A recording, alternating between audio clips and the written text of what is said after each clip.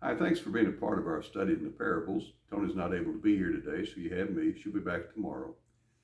My friends in the AA world talk about finances and romances and how the improper use of those can really mess up people's sobriety. It's interesting that Jesus also talked about money and he also talked about relationships. So as we study a couple of parables today, they are surrounded by finances and romances.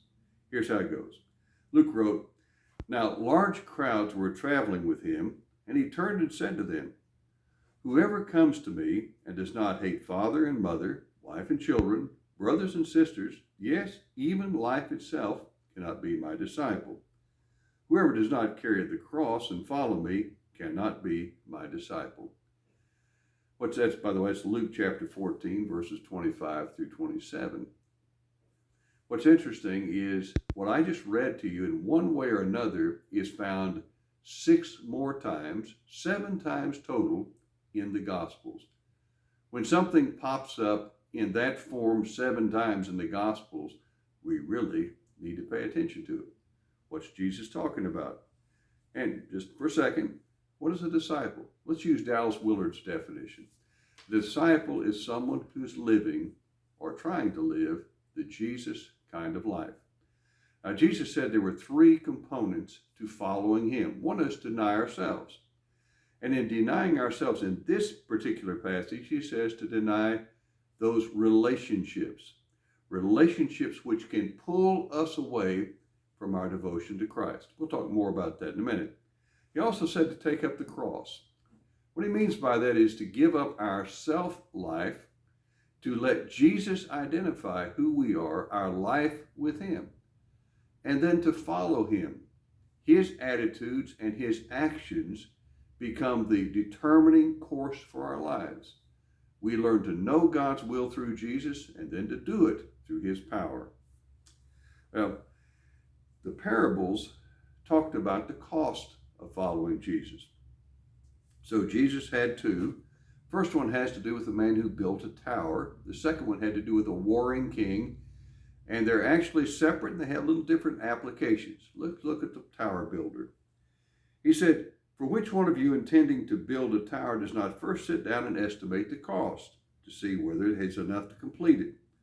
Otherwise, when he's laid a foundation, has not been able to finish, all who see it will begin to ridicule, saying, 'This fellow began to build, but wasn't able to finish.'" We'll talk about that in a second. Now the king. "Or what king, going out to wage war against another king, will not sit down first and consider whether he's able with 10,000 to oppose the one who comes against him with 20,000? If he cannot, while the other is still far away, he'll send a delegation and ask for terms of peace." That's Luke chapter 14, 28 through 32. Let's talk about the man that built the tower first. When I was a kid, I don't remember how young I was, I still remember the instance. I wanted a guitar for Christmas. Elvis was popular and I wanted to sound like him in my little childish mind. So I got one of those plastic guitars with kind of crazy strings on it for Christmas. And I strummed it thinking I'd sound like Elvis. He made it look so easy, but it wasn't. The truth is, I didn't want to learn chords. I didn't want to figure out how to tune it. I didn't want to learn any of the mechanics of playing a guitar. I just wanted to sound like Elvis. Well, in a similar way, people look at Jesus and say, "Jesus, I'd like to be like you." And Jesus says, you need to know it takes work. It takes deny yourself, take up your cross, come and follow me. Looks attractive, but it's tough. Well, what about the fellow who was the king who went off to war with the other king? That parable. One of my favorite Dallas Willard sayings is this: "The cost of discipleship is great. The cost of non-discipleship is greater." He's actually a preacher now. When I met him, he was telling me about his high school career and his football career in California. At 180 pounds, he played guard for his high school team. And they had a game against the team that ended up being the state champions for all of California.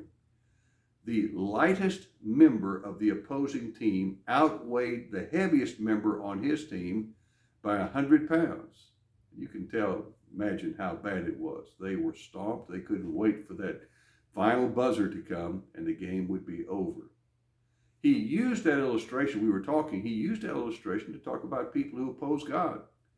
How can you imagine to oppose God and win?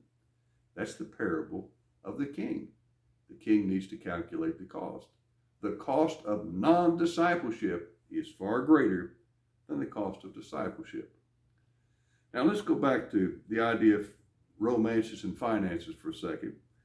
Jesus started off by talking about romances, but he ended this whole section that had the two parables in it with a note about finances. This is his last word, Luke 14:33. So therefore, none of you can become my disciple if you do not give up all of your possessions. Now, did you notice a couple of big words? When he talked about relationships, he used the word hate. And in this one, he uses give up all of your possessions. I suggest to you those are exaggerations. They are to get our attention and to draw us into what is really important. So nowhere in the Bible did Jesus teach us to hate other people. But he did teach us that we were to give our very best to him. And if it meant denying relationships of people very close to us, we'd still make that choice.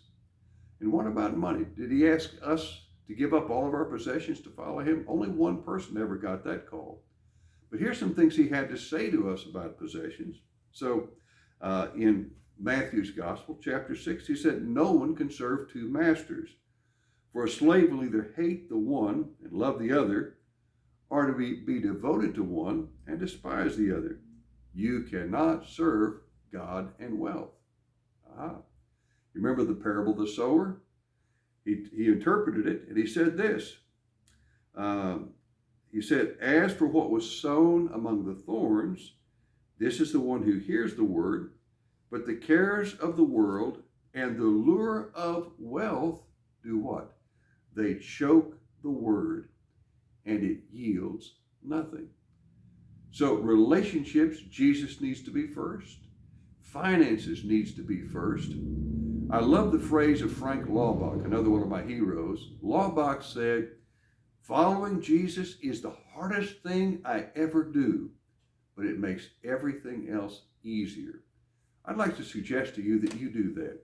Let's join together. Let's follow Jesus by denying ourselves, taking up our cross, giving up our self-life, and following him, knowing and doing God's will.